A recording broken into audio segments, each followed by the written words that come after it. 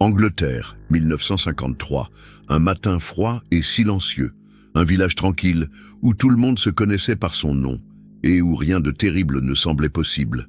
Mais ce jour-là, quelque chose a brisé à jamais la paix de cet endroit. Dans le jardin d'une petite maison en bois, on a retrouvé le corps d'Alice Meeker, une fillette de seulement 7 ans. Elle avait des cheveux clairs, un sourire timide, et des rêves qui lui ont été arrachés brutalement. Ce qui aurait dû être une journée ordinaire s'est transformé en un cauchemar collectif. Les voisins, sous le choc, disaient que cela ne pouvait être l'œuvre que d'un étranger de passage. Mais au fur et à mesure que l'enquête progressait, la vérité a commencé à se déformer. Les témoignages changeaient, les témoins oubliaient des détails. Et la plus grande peur de tous s'est confirmée. Le danger pouvait être bien plus proche qu'on ne l'imaginait. Les journaux affichaient son nom en première page. Les radios répétaient jour après jour de nouvelles révélations. Et plus on en apprenait, plus le mystère devenait sombre. Pourquoi quelqu'un ferait-il ça à une enfant innocente? Qui mentait? Et, le plus troublant, le véritable coupable n'a jamais été officiellement condamné. Aujourd'hui, nous allons nous plonger dans cette affaire qui a ébranlé l'Angleterre, exposer des secrets cachés dans les murs d'une ville en apparence parfaite, et qui nous a montré que parfois, le mal se cache là où on s'y attend le moins. Préparez-vous, car ce n'est pas seulement l'histoire d'un crime, c'est l'histoire d'une tragédie qui peut changer à jamais la façon dont nous percevons les gens qui nous entourent. La femme derrière le nom Emmeline Lucy Meeker est née et a grandi au milieu des collines et des vallées silencieuses du Vermont au XIXe siècle. Sa vie se déroulait dans la solitude d'une ferme isolée, où le rythme des jours était dicté par le cycle des saisons et les lourdes tâches des champs. L'odeur du bois coupé, le bruit des animaux et le froid constant d'une grande partie de l'année ont façonné non seulement sa vie quotidienne, mais aussi son caractère. Dans cet environnement isolé, la distance physique entre les voisins n'était pas la seule. La vie à la campagne était empreinte d'une rigidité qui allait au-delà des clôtures et des frontières. Il y avait des règles tacites sur la façon de se comporter, de parler et de maintenir une réputation. À cette époque, le Vermont était un endroit aux valeurs conservatrices, où les familles étaient fières de leur autosuffisance et de garder leurs problèmes à l'intérieur. Adulte, Emmeline vivait avec son mari, David Meeker, un homme taciturne, dévoué à son travail et peu enclin à remettre sa femme en question. Il passait de longues heures dehors, s'occupant des tâches de la ferme, laissant à Emmeline le contrôle de la vie domestique. C'est dans ce contexte qu'est arrivée Alice, leur nièce adoptive. C'était une fille timide, issue d'une situation instable, qui portait dans ses yeux l'insécurité de quelqu'un qui connaissait déjà la dureté de la vie. La décision de l'accueillir dans la maison des Meeker n'était pas motivée par l'affection, mais par un sentiment d'obligation familiale, ce qui était courant à l'époque. La société voyait d'un bon œil les familles qui prenaient la responsabilité de s'occuper de parents orphelins ou abandonnés, mais la pratique ne reflétait pas toujours une véritable bonté. Dans la communauté, Emmeline était perçue comme une femme ferme, pratique et inébranlable. Elle parlait peu de ses sentiments et maintenait une présence dominante à la maison. Les voisins pouvaient l'admirer pour sa capacité à gérer la maison et à faire face aux difficultés de la ferme, mais ils chuchotaient aussi sur son tempérament sévère. Rien dans son comportement n'indiquait qu'elle s'écarterait des normes de cette société rurale.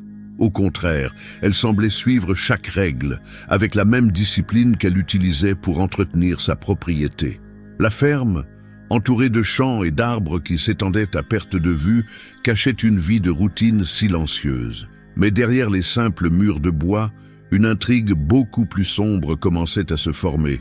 Une intrigue qui changerait à jamais la façon dont la communauté percevrait la femme nommée Emmeline Lucy Meeker. Le poids d'une responsabilité. L'arrivée d'Alice à la ferme Meeker a eu lieu à un moment de changement subtil mais significatif dans la vie de la famille. Sa présence n'était pas le fruit d'une impulsion, mais d'une décision qui portait un poids moral et social. Emmeline, bien qu'elle gère déjà les tâches exténuantes de la ferme, a accepté d'accueillir la fillette après la recommandation d'un parent éloigné. L'argument était simple. Alice avait besoin d'un foyer stable et de quelqu'un pour la guider. Pour faciliter cette décision, la famille a reçu une aide financière de 400 $ pour s'occuper d'Alice, ce qui a rendu l'idée de l'accueillir plus acceptable pour David Meeker. L'idée de s'occuper d'une enfant sans défense était perçue, à première vue, comme un acte de bonté. Au début, la relation entre la tante et la nièce semblait harmonieuse. Alice aidait aux petites tâches, apprenant avec curiosité la routine rurale. Emmeline lui montrait comment récolter les légumes du potager, comment nourrir les poules et comment garder la maison au chaud pendant les mois les plus froids. Il y avait des moments où elle semblait même sourire naturellement, mais derrière ces gestes, des fissures invisibles commençaient à se former. La vie à la ferme ne laissait pas de place au repos. Le couple Meeker travaillait sans relâche, du lever au coucher du soleil. L'hiver rendait tout plus difficile. Il fallait couper du bois, stocker de la nourriture et garder les animaux en vie malgré les températures impitoyables. Chaque jour, Alice était appelée à contribuer davantage, effectuant des tâches qui, pour son âge, semblaient lourdes. La pression financière se faisait également sentir. La production de la ferme ne rapportait plus autant qu'avant, et la vente de produits sur le marché local ne couvrait pas toutes les dépenses. David Meeker, homme de peu de mots, passait de longues heures en silence, inquiet pour les comptes et la récolte. Emmeline, de son côté, commençait à voir en Alice non plus une responsabilité, mais un fardeau supplémentaire pour une vie déjà surchargée. Ses sentiments ne se manifestaient pas ouvertement. Il n'y avait pas de disputes fréquentes, ni de crises de colère constantes. Cependant, dans de petits gestes, un regard prolongé, une réponse brève, un soupir à la fin de la journée, des signes apparaissaient que quelque chose, lentement, changeait dans la dynamique de cette maison. Ce qui avait commencé comme un geste de charité se transformait, sans que personne ne l'admette, en un fardeau silencieux. C'était le début d'une tension qui, tôt ou tard, trouverait un moyen de se manifester, changeant à jamais le destin de toutes les personnes impliquées. Le tournant sombre. Au fil des mois, l'atmosphère dans la maison des Meeker a changé d'une manière presque imperceptible pour ceux qui regardèrent de l'extérieur. Ce qui était auparavant de petites critiques d'Emmeline envers Alice se transformait maintenant en regards froids et en mots remplis d'impatience. La fillette, autrefois habituée à aider aux tâches ménagères et à la ferme, a commencé à se rendre compte que rien de ce qu'elle faisait ne semblait satisfaire sa tante. Une assiette mal lavée ou une botte de bois mal rangée devenaient des raisons de longues et sévères réprimandes. David Meeker, occupé par les travaux des champs, semblait inconscient de la tension croissante entre les deux. En revanche, George, le fils adolescent du couple, remarquait plus qu'il ne le laissait paraître. Il percevait que la façon dont sa mère regardait Alice n'était plus la même qu'avant.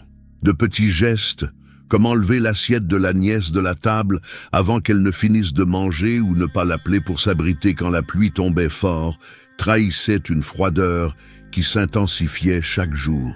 Peu à peu, George a commencé à entendre des conversations en écoutant à travers la fente de la porte ou en faisant semblant d'être occupé dans la grange.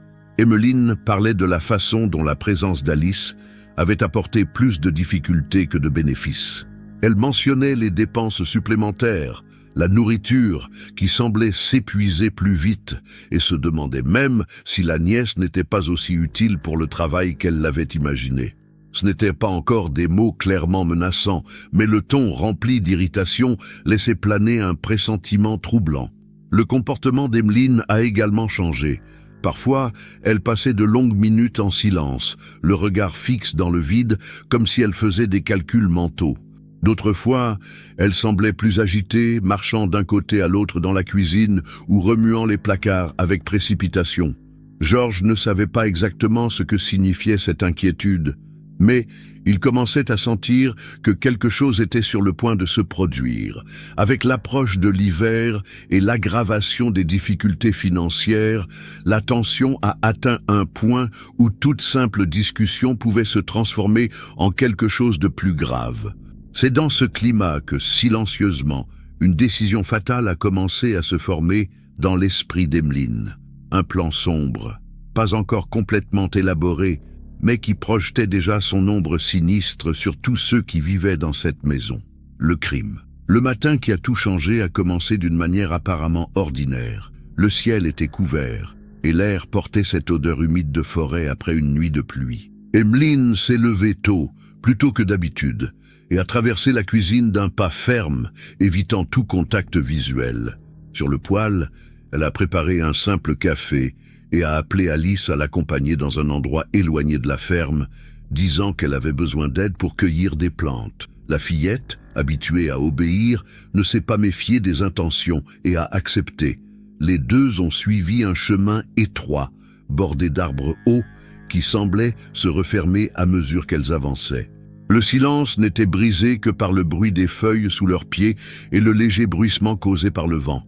Emmeline gardait un visage sérieux, et Alice, peut-être par intuition ou par la bizarrerie de cette promenade, marchait quelques pas derrière.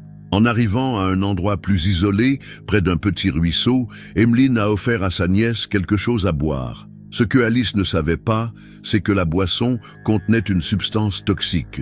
Quelques minutes plus tard, la fillette a commencé à montrer des signes de faiblesse et de confusion. Emmeline a alors poussé la situation à l'extrême, l'étouffant jusqu'à ce que la vie de la jeune fille soit anéantie. L'acte, bien que rapide, portait un poids qui s'infiltrerait à jamais dans les mémoires de cet endroit. De retour à la maison, Emmeline a gardé son calme, comme si elle venait de terminer une tâche de routine. Elle a rangé ses affaires, a mis de l'eau à bouillir et a parlé aux autres membres de la famille avec la même sérénité que n'importe quel autre jour. Aucune larme, aucune trace de remords visible. Juste le silence froid de quelqu'un qui avait pris sa décision bien avant de l'exécuter. Secret et soupçon. La disparition d'Alice n'est pas passée inaperçue bien longtemps. Le lendemain matin, lorsque la fillette n'est pas apparue pour ses tâches habituelles, des questions ont commencé à se poser parmi les voisins et la famille. Emmeline a gardé son calme, affirmant qu'Alice était probablement sortie seule et s'était perdue, ou qu'elle avait peut-être décidé de rendre visite à quelqu'un au village. David a accepté cette explication sans la contester, bien qu'il ait ressenti un serrement au cœur face au silence de sa femme. À mesure que la communauté a réalisé la longue absence de la fillette, les soupçons ont commencé à grandir. Certaines personnes se sont souvenues d'épisodes où Emmeline avait fait preuve d'impatience envers Alice, et l'idée que quelque chose de terrible ait pu se produire a commencé à hanter l'esprit de tous. Les voisins ont commencé à observer plus attentivement la routine de la famille Meeker, essayant d'identifier des signes qui pourraient confirmer leurs inquiétudes. Les premières tentatives d'interroger la famille ont révélé des contradictions notables. Emmeline, interrogée, donnait des réponses vagues et incohérentes sur le dernier endroit où elle avait vu Alice. David, bien que moins loquace, fournissait également des informations incohérentes, probablement influencées par la présence dominante de sa femme. Ces petites failles dans les récits ont commencé à soulever des soupçons plus sérieux dans le voisinage. Georges, le fils adolescent, a ressenti le poids insupportable du secret et la gravité des événements dont il a été témoin. Après tout, c'est lui qui, à la demande de sa mère, a obtenu la substance mortelle et a été témoin de l'acte. Au début, la peur et la confusion l'ont poussé à garder le silence. Cependant, la tension croissante à la maison est devenue insupportable et il a commencé à partager des fragments de ce qu'il savait avec des personnes de confiance, révélant des détails qui ne pouvaient être ignorés. La pression sur la famille a rapidement augmenté. Les autorités locales ont été impliquées, recevant des signalements de voisins et de parents inquiets.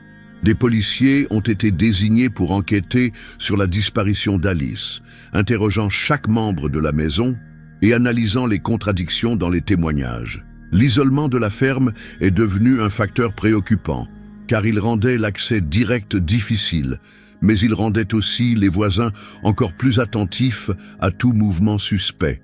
Le climat de soupçon et de peur a grandi à l'intérieur et à l'extérieur de la maison des Meeker. Le silence qui protégeait auparavant les secrets de la famille menaçait maintenant de s'effondrer, et la vérité sur ce qui était arrivé à Alice commençait à se rapprocher, annonçant l'arrivée d'un moment qui changerait à jamais l'histoire de la communauté. Le procès, peu de temps après l'enquête initiale, Emmeline Lucy Meeker a été arrêtée. La nouvelle s'est répandue comme une traînée de poudre dans la communauté, choquant les voisins et les connaissances. Son arrestation a marqué le début d'un processus qui attirerait l'attention non seulement locale, mais aussi de tout l'État, car l'affaire impliquait des éléments de cruauté, de maltraitance d'enfants et de meurtre, le tout dans un contexte familial. Le tribunal de Waterbury, où le procès s'est déroulé, reflétait le style des tribunaux du XIXe siècle. Les murs de bois étaient hauts et austères, et le public s'entassait sur les bancs de bois, impatient d'assister au déroulement de l'affaire. Les juges, les avocats et les membres du jury gardaient la posture rigide typique de l'époque, tandis que les observateurs et les curieux remplissaient chaque espace disponible. L'atmosphère était tendue, chargée d'attentes et d'inquiétudes face à la gravité du crime. Le procès a révélé des détails troublants sur la vie d'Alice sous la tutelle d'Emmeline. Plusieurs voisins ont témoigné du comportement cruel de la femme, décrivant des épisodes de maltraitance physique et émotionnelle. Chaque témoignage renforçait l'image d'une tante sévère et impitoyable, renforçant les soupçons que la mort d'Alice n'avait pas été un accident. Le témoignage le plus décisif est venu de George Meeker, le fils adolescent d'Emmeline. Il a raconté, avec des détails précis, ce dont il a été témoin le jour du crime et les instructions que sa mère lui avait données. Son récit a révélé non seulement les actes commis, mais aussi l'influence manipulatrice d'Emmeline sur lui. George a décrit la peur et la confusion qu'il a ressentie, montrant comment, malgré son jeune âge, il avait été impliqué dans une situation d'une extrême gravité. Lui et Emmeline ont d'abord été condamnés, mais la peine de George a été commuée sous prétexte qu'il était sous le contrôle de sa mère. Après des jours de témoignages et de délibération, le jury a rendu son verdict. Emmeline Lucy Meeker a été reconnue coupable du meurtre d'Alice. La peine était la plus sévère prévue à l'époque, la peine de mort, et a provoqué d'intenses débats dans la société. Beaucoup se demandaient si une femme devait être exécutée, réfléchissant au rôle des femmes et à la perception de la moralité au XIXe siècle. D'autres affirmaient que la gravité du crime ne permettait aucune indulgence, quel que soit le sexe. Le procès d'Emmeline Lucy Meeker est entré dans l'histoire, non seulement pour le crime lui-même, mais aussi pour l'impact social et culturel qu'il a généré. La communauté du Vermont n'a jamais oublié l'affaire, qui a soulevé des questions sur la maltraitance des enfants, la responsabilité familiale et les conséquences des décisions prises dans le silence d'une ferme isolée. La fin et l'héritage. Le jour de l'exécution d'Emmeline Lucy Meeker a eu lieu le 30 mars 1883. La date est entrée dans l'histoire du Vermont, car elle est devenue la première femme à être légalement exécutée dans l'État. La population locale, curieuse et choquée, est venue en nombre, transformant l'événement en un jalon à la fois juridique et social. Les autorités ont maintenu l'ordre, mais le climat était de tension, mélange de curiosité morbide et d'un sentiment de justice rendue. La presse de l'époque a couvert l'affaire de manière intense. Les journaux locaux et régionaux ont rapporté les événements, discutant non seulement du crime lui-même, mais aussi du procès et de la sentence. Les reportages mettaient l'accent sur la sévérité de l'acte et le contexte familial, impliquant la victime et l'accusé. Certaines publications ont soulevé des débats sur l'exécution des femmes, se demandant si la société était prête à appliquer la peine maximale à une femme, tandis que d'autres insistaient sur la nécessité de la justice, quel que soit le sexe. Le matin de l'exécution, la confession de son fils a été publiée, un acte qui a scellé le destin d'Emmeline aux yeux de l'opinion publique. Emmeline, cependant, a maintenu son innocence jusqu'à la fin, déclarant au moment de l'exécution qu'elle était aussi innocente que l'homme qui se tient ici. Aucun de ses proches n'était présent, et son corps n'a pas été réclamé par eux après l'exécution, renforçant l'abandon et l'isolement qui l'ont marqué jusqu'à la fin. Pour George Meeker, les conséquences ont été profondes et durables. Le jeune homme a porté pendant des années le poids de ce dont il a été témoin et de la part involontaire qu'il a eue dans les événements. Bien qu'il ait survécu au procès, l'expérience a façonné sa vie, laissant des cicatrices émotionnelles qui n'ont jamais complètement disparu. David Meeker, quant à lui, a tenté de reprendre une routine de travail à la ferme, mais l'ombre de l'affaire et le jugement public ont rendu sa vie sociale et professionnelle difficile. La communauté se souvenait constamment du crime et de la tragédie qui avait secoué le Vermont. L'héritage d'Emmeline Lucy Meeker reste vivant dans la mémoire criminelle de l'État. L'affaire a servi de grave avertissement sur la maltraitance des enfants, le pouvoir et la responsabilité au sein des familles et les conséquences dévastatrices des décisions extrêmes prises dans des situations de tension et d'isolement.